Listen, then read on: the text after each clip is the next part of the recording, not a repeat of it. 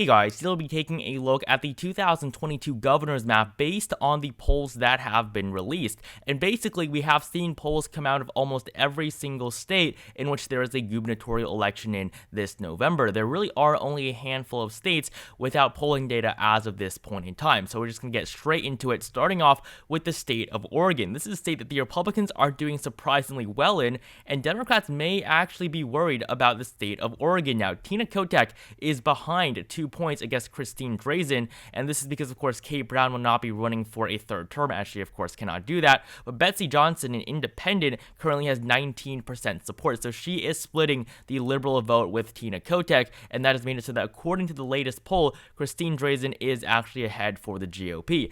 Obviously, I don't think she's going to win. I still think Tina Kotek is going to end up the next governor of Oregon, but as of right now, Betsy Johnson is making this difficult for the Democrats, but the fact that independents typically do a lot worse than what initial polls suggest, that is good news for the Democrats. So as of right now, the state of Oregon, according to the polls, it is a lean Republican race. But in the state of California, we have had no polls come out for the Golden State. Gavin Newsom is going to win his re-election, just like he won his recall election just last year. Moving on to the state of Nevada, where Steve Sisolak is running as the Democratic incumbent. Currently, he leads over Joe Lombardo by 2.1%. This is obviously going to be one of the closest races. Steve Sisolak is in one of the most vulnerable Democratic states this cycle, and against Joe Lombardo, the polls have been all over the place, so really we're going to have to see what other data comes out in the next couple of months. But as of right now, a slight lead for Steve Sisolak according to the polling average here. So the state of Nevada currently is lean for the Democrats. And moving out to the state of Arizona, Doug Ducey will not be able to run for a third term as the Republican incumbent. I think if he did, he would still face a very tough primary season, and as of right now, Kari Lake is poised to actually win the GOP nomination despite being one of the weakest candidates in the field. Katie Hobbs has basically cemented herself as the Democratic nominee at this point. She is the incumbent Secretary of State, and of course, she certified Joe Biden's electoral win here in Arizona over Donald Trump, and Katie Hobbs leads by 5 points according to the latest poll funded by her campaign. An earlier poll shows Kari Lake up 1%, so as of right now, the polling data does show a clear lead for Katie Hobbs, but this poll funded by her campaign obviously is going to be skewed in favor of her. However, 5% is still a pretty significant margin. So obviously Arizona is going to be a very close race, but as of right now, I have Katie Hobbs with a lean margin according to the polls that we have seen.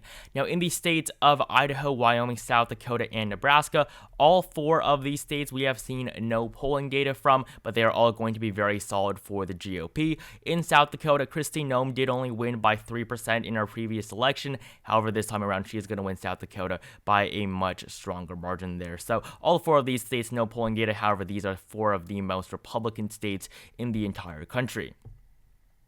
And moving on to the state of Colorado, where Democratic incumbent Jared Polis is running for re-election. Polis is the only openly gay governor in the entire country, and currently, according to all of the polls that have been released that are Democratic funded, though, Jared Polis does lead by a solid margin over Heidi Gonnell. Although Jared Polis is doing very well, he is probably not going to win by a solid margin in the end. These are still Democratic funded polls, which would obviously skew in his favor, but he is pretty much guaranteed to win his re-election at this point in time. But I am going to fill in Colorado as a solid state for the Democrats, as that is what the polls currently suggest. And down south in the state of New Mexico, though, things are completely different for Michelle Lujan Grisham. She won by a solid margin in 2018. She won by a very solid margin in her previous election in New Mexico. And again, this is a state that Joe Biden won by 10%. Colorado is 14%. So Democrats should not have too much trouble in both of these states. But Michelle Lujan Grisham has been plagued by controversy and a sexual misconduct scandal. And as of right now, she is only leading by 3 points against Mark Ronchetti, the Republican frontrunner. And in a previous poll funded by the Ronchetti campaign, Ronchetti actually leads by 1%. So Mark Ronchetti is one of the better candidates that the Republicans have put up this election cycle, and he is going to make Michelle Lujan Grisham's re-election very difficult. So as of right now, it is still a race that Lujan Grisham has a slight advantage in, but it is a lot closer than it should be. Moving further eastward out to the state of Kansas, where Democrats have their most vulnerable incumbent, and that, of course, is Laura Kelly. Laura Kelly is running for a second term. In 2018, she actually won the governorship in Kansas, defeating Chris Kobach, who was a horrible candidate on the Republican side. But in 2022, Derek Schmidt is a much more moderate Republican, and he is someone that can defeat Laura Kelly pretty easily. Currently, he is up by 4 points according to the latest poll, but even though this shows that the race is still going to be relatively close, I do believe that Laura Kelly has no chance in winning her re-election unless something big changes in the next couple of months. So clearly right now, Laura Kelly is not in a good position, and she is likely to lose her incumbency in the state of Kansas. And down in the state of Oklahoma, we have a couple polls from here as well, showing Kevin Stitt ahead by a very solid margin over Joy Hoffmeister. Nothing much really to talk about here. Oklahoma is going to be one of the most solid Republican states this cycle. Joy Hoffmeister is a former Republican, so I do think that she would do better than a typical Democrat, but still, Kevin Stitt leads by a very solid margin in his re-election bid this November. In the state of Texas, Greg Abbott will be running for his re-election to a second term against Beto O'Rourke. Beto O'Rourke obviously is probably the best candidate the GOP could have put up here in 2018. Of course, Greg Abbott won by a solid margin, and Beto O'Rourke is making this race a lot more competitive than it was last time, despite the fact that the 2018 environment was a lot more favorable for Democrats. And looking at the gubernatorial election here, Greg Abbott has led in every single poll released, and by pretty substantial margins at this point in time. I do not believe that Beto O'Rourke really has too significant of a chance at winning. I don't think that we're going to see anything like the 2.8% margin we saw between him and Ted Cruz in 2018. So Beto O'Rourke is going to have a disappointing election cycle. I don't think that he'll be able to win any statewide race in Texas anytime soon. But as of right now, in the state of Texas, Greg Abbott, 10.4% margin. That is going to make Texas the first likely state on this map in favor of the GOP. Now, in the states of Alaska and Hawaii, there have been no polls out of Hawaii. However, Josh Green is going to win the election, basically. He is going to succeed David Ige, and Josh Green currently is the lieutenant governor under Ige. But in the state of Alaska, we do have polls out of this state where Mike Dunleavy is running for re-election as the GOP incumbent against Les Gara. Mike Dunleavy is up 16 points, while former independent governor Bill Walker is only at 18%. So a very split race here in Alaska. This is funded by Les Gara, this poll, so that may show his numbers a little bit higher than Bill Walker's, but as of this point in time, the race in Alaska is going to be very close between all three of these candidates. However, they will be using ranked choice voting, so that will make it so that Mike Dunleavy is probably going to end up winning his re-election anyways, although it may be close between Dunleavy and Walker, but in the end, Mike Dunleavy does have enough support at this point in time to win his re-election. So currently, in the state of Alaska, I am going to categorize this as being solid, as of course he leads by 16 points. And now we have the western half of the country filled in time for the much larger eastern half of the United States, starting off with the state of Minnesota, where incumbent Democrat Tim Walz is running for his re-election against Scott Jensen. Tim Walz leads by 2 and 5% according to the latest polls. Obviously, very mediocre numbers for him. He won by double digits in the previous election, but 2022 will be a lot more difficult for many Democratic incumbents. So Tim Walz still, though, does have a pretty significant lead currently, and I do think that he will end up winning his re-election, but by a much smaller margin. In the state of Iowa, Kim Reynolds is also running for her re-election. First elected in 2018, she barely won her last election by just around 3%, which was pretty disappointing considering how much Iowa had shifted to the right even at that point in time. But against Deidre DeGear, Kim Reynolds leads by 8 and 17 points, so currently she is expected to win by a likely margin. I think that's very accurate. Kim Reynolds is not going to do as terribly as she did last time, but obviously she is not going to get anywhere close to a solid margin. So in the state of Iowa, likely for the Republicans. And in the state of Wisconsin, obviously one of the closest races that we have this November, with Tony Evers running for his re-election. And currently on the GOP side, Tim Mitchells and Rebecca Kleefisch are the two GOP frontrunners. And as of right now, Tony Evers leads by 7 and 4% over the two Republicans. Tim Mitchells, I believe, is an executive with the Green Bay Packers, and Rebecca Kleefisch is the former lieutenant governor under Scott Walker. So both of these candidates are pretty formidable against Tony Evers, and Tony Evers is probably at this point in time the second most vulnerable Democratic incumbent running for their re-election. So Tony Evers, as of right now, leads by an average likely margin of 5.5% over the two potential Republicans that he may face. So according to the polls right now, I have Wisconsin as likely Democratic.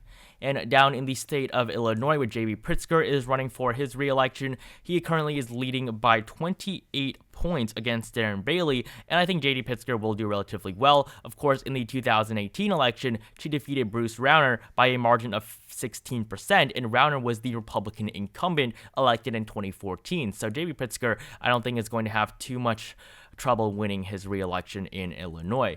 Same thing in the state of Michigan, even at this point in time. Gretchen Whitmer is going to have a relatively easy race. Luck has definitely been on her side, as James Craig was disqualified. He was the major Republican candidate in this race for over a year until he was disqualified for not having enough valid signatures to appear on the ballot in November. And looking at the GOP candidates here, Ryan Kelly, Kevin Rinke, and Tudor Dixon, they are now the three frontrunners with both around 15% support among the Michigan GOP, but because of the fact that they are relatively unknown, Gretchen Whitmer is going to have a much easier election cycle, and currently she leads by over 30 points against all three of the potential Republican nominees. So obviously very good numbers here for the Democrats, and I do think that in the end, Gretchen Whitmer is going to come out on top. She probably is not going to win by a solid margin. She did win by double digits last time, but I do think that the race will get closer in the next couple of months. But right now, the race is looking very good for the Democrats.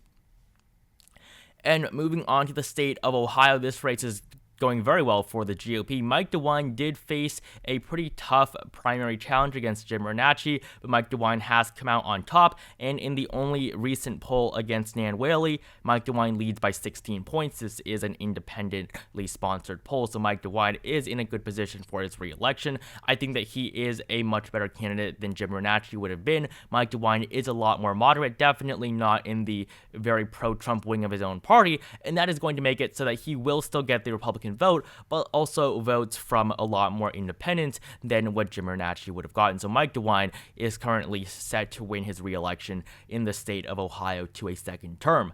And in the state of Pennsylvania, we have one of the most interesting gubernatorial elections. In 2018, Tom Wolf won by 17.1% in his re-election. He cannot run for a third time in 2022, so as of right now, Josh Shapiro, the incumbent attorney general, is the Democratic incumbent, and is the Democratic nominee, and Doug Mastriano has already been nominated by the GOP. And currently, Josh Shapiro leads by 3% and 4% according to the three latest polls, all very recent. These are very good numbers for the Democrats. However, in the same three polls with the same sample, in all three of these polls, John Fetterman actually led by larger margins over Mehmet Oz in the Senate race. If you look at the Senate race here in Pennsylvania, John Fetterman in the exact three recent polls led by 6, 9, and 4 points. So the numbers are worse for Josh Shapiro. However, he is still in the lead in the Pennsylvania gubernatorial election here. Doug Mastriano is very far right and not a good candidate for this race at all. He did get the endorsement of Trump. However, most establishment Republicans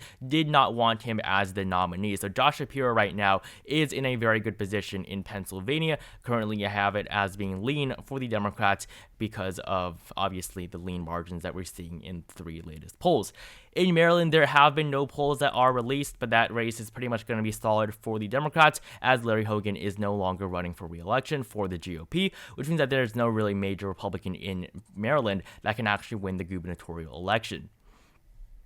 And now we're going to get New England done first, starting off with the state of New York, where Kathy Hochul is not popular. However, she is still probably going to win her re-election. And, of course, she took office after Andrew Cuomo resigned. But if you look at the polls between Hochul and Andrew Giuliani, as well as Lee Zeldin, currently the two frontrunners, yes, Andrew Giuliani is the son of Rudy Giuliani, the former mayor of New York, and Trump's terrible lawyer. But if you look at the polling here, Kathy Hochul does lead by a solid margin in basically all of the latest polls released. She is facing a challenge on the Democratic side for the primary. She is going to get out of that. She has around a majority of support at around 50 to 60%.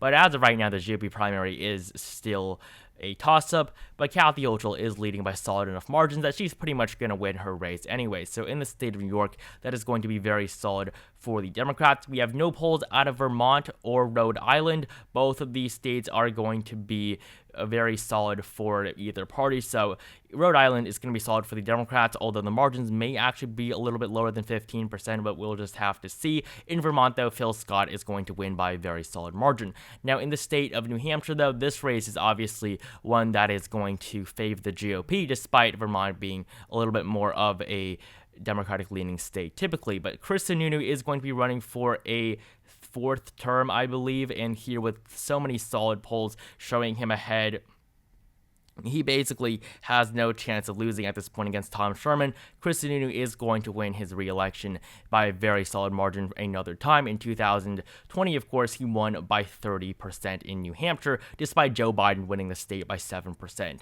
on the presidential level. So New Hampshire, obviously very solid for the GOP. In the state of Massachusetts, this one is going to finally flip back for the Democratic Party. Looking at the state of Massachusetts, as of course Charlie Baker cannot run for a third term, currently Maura Healey is expected to defeat Geoff Diehl. Maura Healey does lead by very solid margins in Massachusetts. Of course, Massachusetts is the most solid state in the country. You could argue it would be either Vermont or Massachusetts, but basically Massachusetts is as blue as it gets. So obviously the Democratic Party is going to win the governorship back, as Charlie Baker is really the only Republican in the state that has any chance of winning.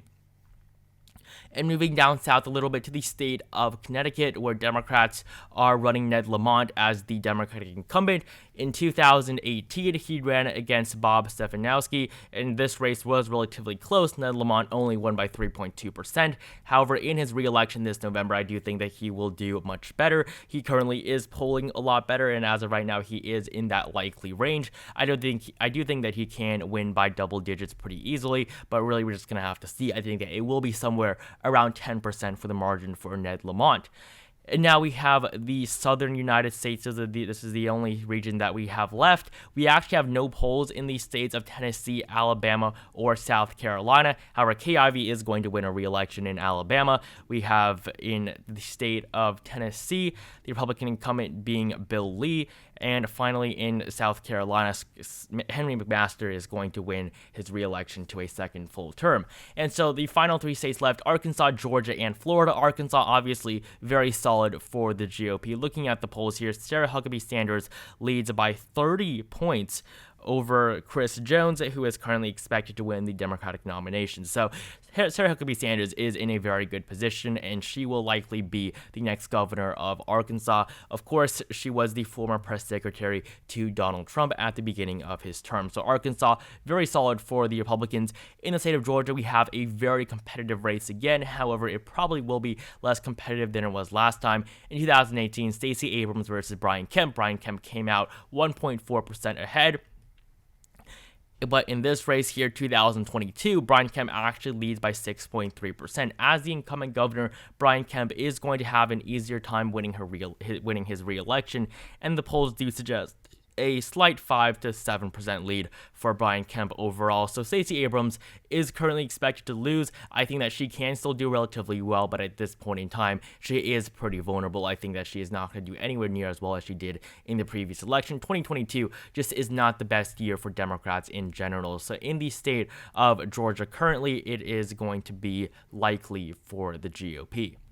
And then here in the state of Florida, the final state in the South, Ron DeSantis had the closest race in 2018 when he won his first term against Andrew Gillum, winning by just 0.4%. However, against Charlie Crist this year, he is expected to do a lot better. The polling has been all over the place. However, it really is very unlikely that Charlie Crist is going to win the election here. There have been a lot of much older polls showing Ron DeSantis ahead by huge margins. So basically in Florida, they stopped doing as many of these governor polls. Charlie Crist is the former governor. He was elected in 2006, and in 2010 he ran for Senate as an independent, and since he left the Republican Party, he has not been able to win a statewide race in Florida. Currently, Charlie Crist serves in the House. So with these polling numbers, currently I'm going to rank Florida as being lean for the GOP, and somehow I missed the state of Maine up here. Janet Mills, the Democratic incumbent, is currently expected to win her re-election. She has led in every single poll against former Governor Paul LePage. So as of right now, I have the lead for Janet Mills